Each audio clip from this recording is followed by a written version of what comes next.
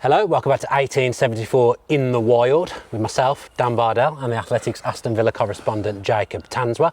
Now, depending on which order these videos come out, either tomorrow there'll be a Q&A that Jacob and I have done where Jacob has answered the bulk of the questions. To be honest, some great questions came in from Twitter, so we've done that. So that'll either be out already or it'll be out after this video. But for now, we're going to cover Donyell Malen, aren't we, Jacob? You had an article come out this morning. This morning is Friday. Is it Friday today? Yep, It is Friday today. Yeah, Donyell Malen, you've done an article on The Athletic covering him, and obviously off the back of what happened at the weekend against Burnley. Yeah, and I think he's a curious case, isn't he? Not only in how his Villa career has unfolded so far, but also, what is he? Because he's not a winger. He's not a traditional number 9. So what? He's not a 10 because he doesn't get involved in build-up. So what is he? And that's why I found Burnley very interesting. Obviously, he played as like a second striker, like you've referenced before, Diaby. And it's just basically talking about him, but also recruitment. So Villa wanted him for 3 windows. They did presentations to him, to his representatives. And I go through the piece why it didn't happen in those 2 windows. And then the third time it does happen, by this time he's changed agents because he was so desperate to come back to the Premier League to prove himself. And then since then, Villa haven't really quite worked out what he is. But gradually now they're starting to work out what he is. But also I think it helps as well, and people have mentioned this to me, that the Premier League's starting to become a bit more direct. Yeah, it's changed. You're playing quicker into your 9, not necessarily just playing with 1 9, you're playing with 1 off him a lot of the time. So that suits Malen as well. And it's also integration off the pitch was difficult for him. He had to get settled with 3 kids in. They're now settled, they've now found schools. He's now taking up golf, he's got a personal chef. So I think he's more comfortable to really attack. He just needs opportunities really from Unai Emery. The thing that struck me with him is, and I might be wrong about this, but it feels like he must have like an unbelievable attitude and unbelievable resilience to have come the way he did. I think at the time we were all very excited. Then Villa kind of pivoted in that transfer window and maybe ended up doing business that they didn't think they were going to do. He misses out on the Champions League squad. Probably has never really had a fair crack of the whip if he started. I think he's very rarely started the game after. Sometimes he only comes on for like 7-8 minutes. So I think the first thing that strikes me with him is that his attitude must just be exemplary. Yeah, and that's something that's been discussed with me. I think he was obviously annoyed when he didn't get into the Champions League squad, which every player would be.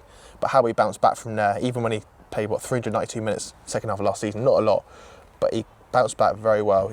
You saw when he scored against Brighton that goal, and at the end of the game, the teammates were pushing him in front of them to celebrate with the away fans, and that's because he is a popular member. He works very hard. He's very humble as well, and he's 26, but he doesn't look 26, but he doesn't also carry himself as a 26-year-old as well, because he's obviously, like I say, he's got 3 kids, but he's very disciplined, and I think it's something that Villa really respect, because a lot of players would probably kick their toys at the pram. If you compare him to the previous striker, John Duran, would he have probably gone like Real this? placid guy, John Duran. I don't think he'd have been too upset. Exactly. Where I think there's a balance for any football player, really. You want to obviously be a team player, you don't want to kick up a fuss, but at the same time, you don't want to show that you're accepting of the situation. You're not happy with coming off the bench. So it's early days for Malen, but that Burnley game was hopefully a sign of things to come for him, and he hopes that he can get a run of games. That was important, Burnley, because he did want to become this impact player off the bench. Come off for 20 minutes, make an impact. He wants to be a starter. So the fact that he started that game and did so well throughout it is a big plus. Yeah, I think as well, he feels like he's quite popular in the dressing room. I think of that photo on tour where he's got the cowboy hat on and he's giving it the guns. It feels like he's quite popular with the squad as well. Yeah, like I say, the Brighton game was big because they acknowledged how hard he'd actually worked, and he hadn't obviously got his rewards yet. Obviously America as well, very polite man as well. I remember Goodison Park when before he signed, actually, before it was announced, he was in the press box. Oh yeah. And queuing up. I was waiting for the toilet and he was in front of me. And he's very polite then. So I like him as a man. I think he's got a good character. He's got a lot of experience as well. Problem I think a lot of clubs have found, because he's been linked to a lot of clubs. He's linked to United, Arsenal before he came to Villa. Yeah, he's been at Arsenal as well, hasn't he, as a kid? Yeah, he was.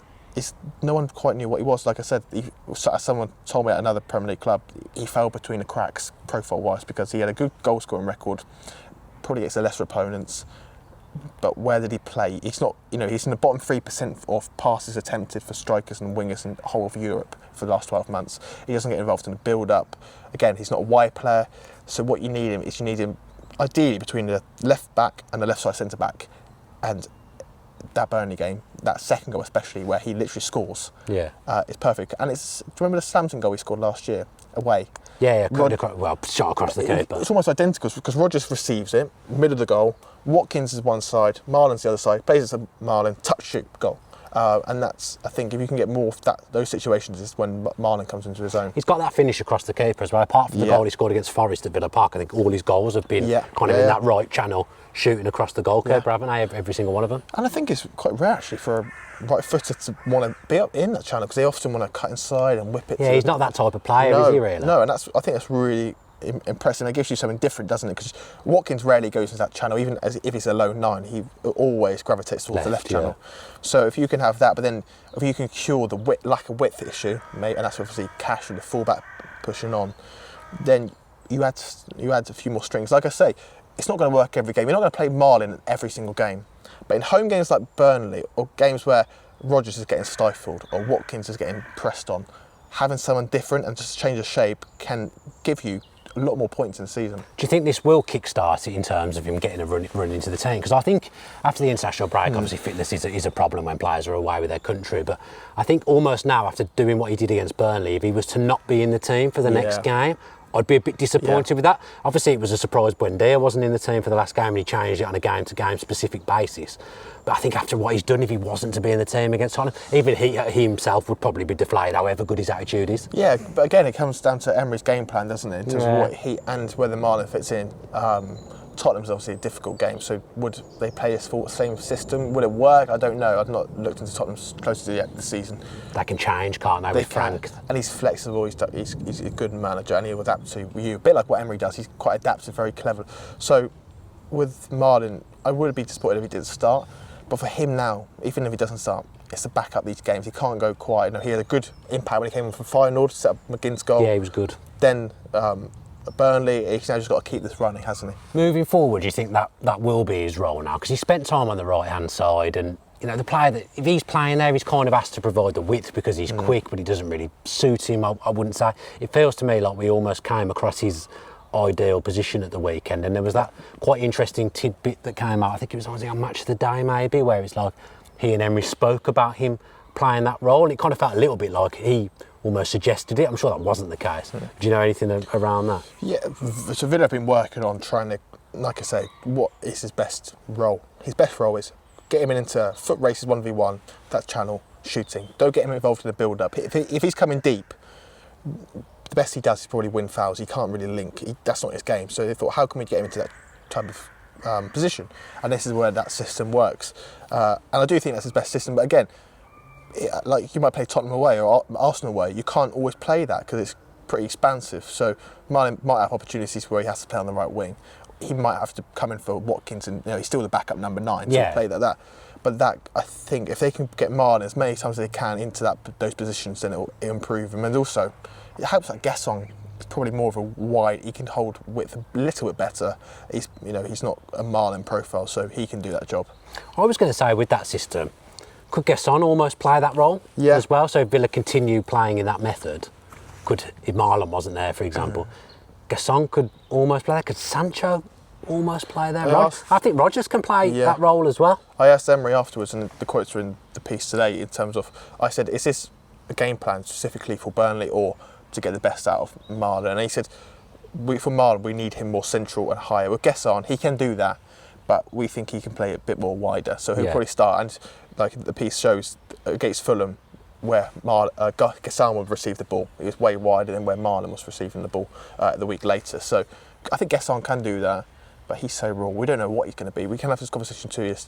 He might be a left wing, he might be a 9, he might be a 10. You don't know yet, but right now, short term, he's off that right. I hope we run with this formation, because I did like it. It's the first time I've watched us and thought, everyone's kind of playing where I'd want to see them there. Everyone's kind of playing their best. Like McGinn playing on the right, for example. It was okay in playing there in that game because of the components around him. It was the first time I've looked at us and thought, everything feels right there, everything looks right. And I know it was only Burnley and we shouldn't get carried away. But it was the first time I felt like we clicked all season. So I hope we do kind of run with that system with Malen playing off Watkins for a bit. Maybe the things around can change, but I do just think, especially with Tielemans being out for 5 weeks as well, I do just think that actually really could help us, because Bogard and Kamara, I think that's got to be the midfield as well. So I just think the way everything came together, it feels like we've stumbled upon something almost. Yeah, and like I say, there's an imbalance in the squad, but we've seen in previous That covers games. it though, doesn't it? There's been an imbalance in the team where, like you say, McGinn off the right, on paper, it's like, oh, he's off the right wing. But this is not the McGinn that played against Brentford, where he was literally stood on the side. Where you don't want him. No, he was coming inside, and as Emery said, he was one step down from Malen and linking, and that's key, because you had Cash behind him, and then Bogard was slot into that. Yeah. So, yeah, I like it. Again, horses for course, you can't play every single game. No, of course not, but next game. Let's play it next game. Adds unpredictability. And what have we said about Villa? They've been quite one pace, quite one dimensional. Teams have figured them out, need to evolve, and this might be one step of evolving. That's why I loved it, because on the face of it, like, we're almost playing the same system, 4-2-3-1. But it was just, there was loads of little different things, and I love it when he does that. And when Emery first came in, that was what I loved about him, was that every week I felt like, there's just something that's a little bit different there. And I felt like we had become a bit stale, and things weren't changing, results weren't going well. And you didn't really need to change it, I suppose, because we were on a decent run. But I actually think when you're going well, that's almost the time to change it. Yeah. Because players have got to be confident to take on something new and take on new information. And also, I think it suits the players that didn't play as well. So Elliot. You can play Elliot, you can play Sancho if he comes back soon.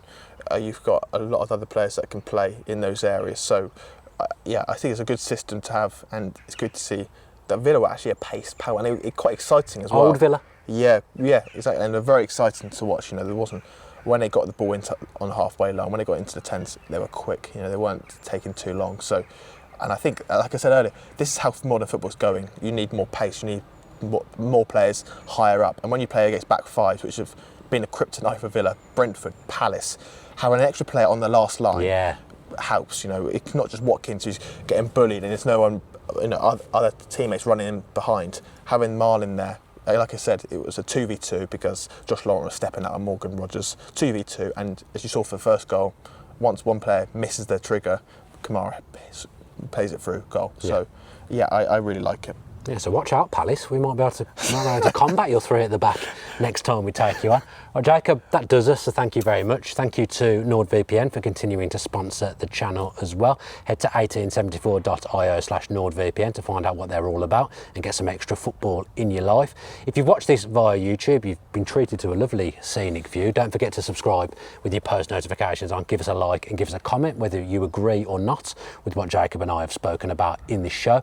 And if you're listening on Apple or Spotify, leave us 5 stars, give us a review on Apple Podcasts, and leave us a comment on Spotify. All those little things really, really help us. And Jacob, once again, thank you for joining me. Thank you. Up the Villa.